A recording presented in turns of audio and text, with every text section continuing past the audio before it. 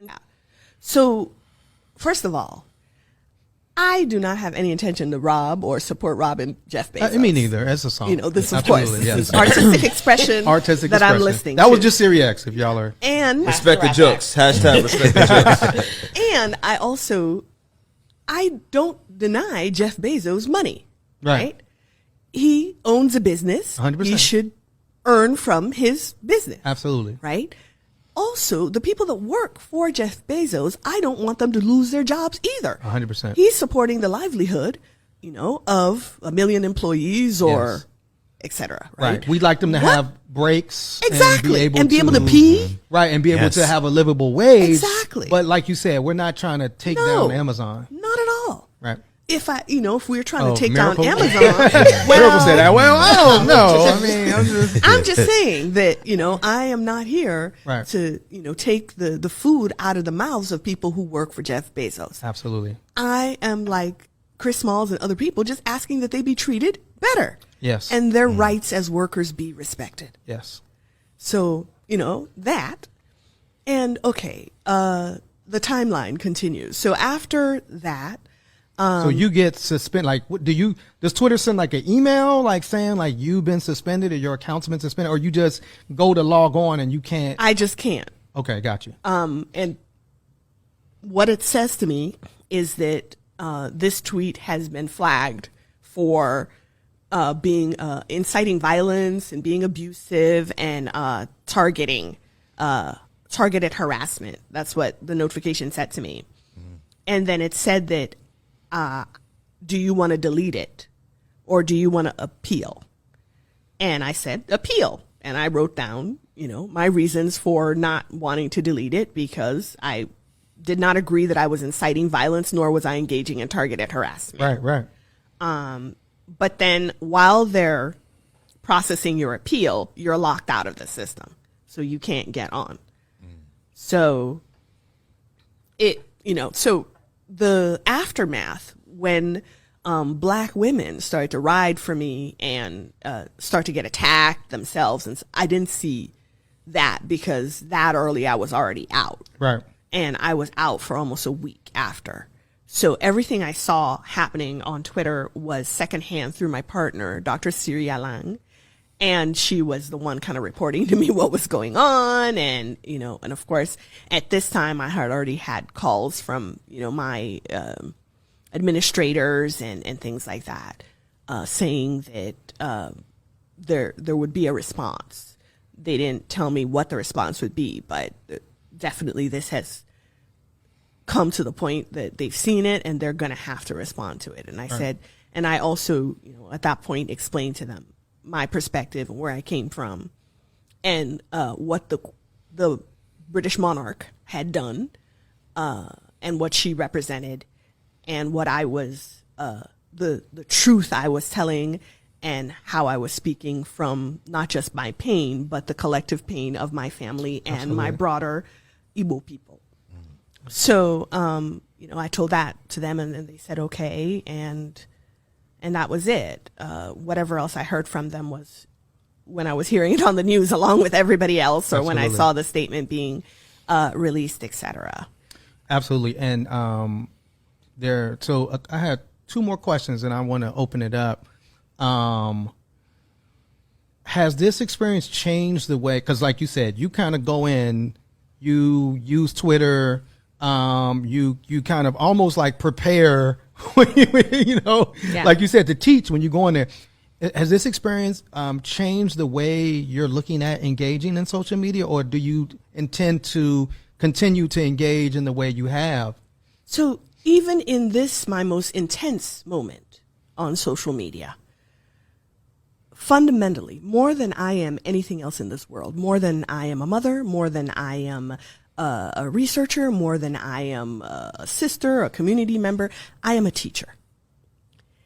And if I'm going to do anything, I'm going to teach. Right.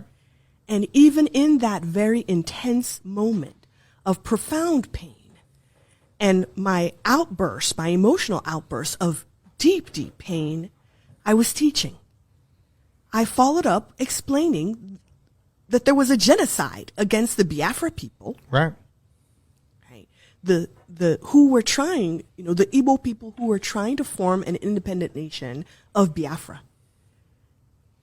They wanted to be separate from the country that the British Empire had imposed on us, which was this country of Nigeria, where they kind of took a bunch of independent nations who don't have anything to do with each other, don't even speak each other's language, don't relate. Many of them were even enemies and warring at the time, smushed them all together and drew these arbitrary lines around them and called them countries and named those countries. Right.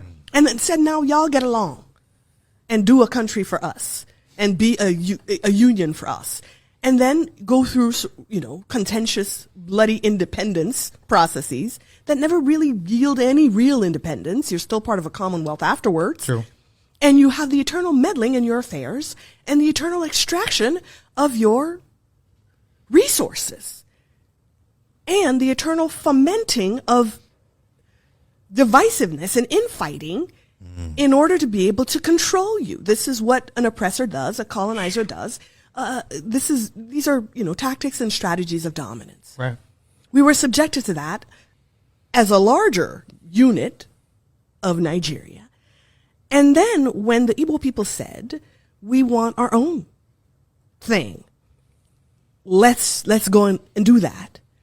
Well, it so happened to be that the territory that this new country of Biafra was going to be in included very, very rich oil reserves. And the British were not going to let go of that. Wow. And the people that they had put in power, their puppet Nigerian governments weren't going to do that either because they needed it for the Nigerian project. Right. And Britain needed it for its own interests and uses. So Great Britain got directly involved in this civil war and in the war for independence and decided that they would do everything to make sure that Biafra did not go. Wow. And this everything meant directly funding genocide of the people of Biafra. This is what happened. This is the historical record. I'm not saying anything that's in doubt or in question, right? Yeah. Even when it was happening during this period of 1967 to 1970,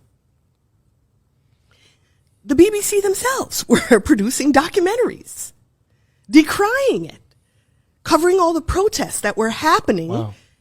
in Great Britain. This is recent. Yeah, this is very recent.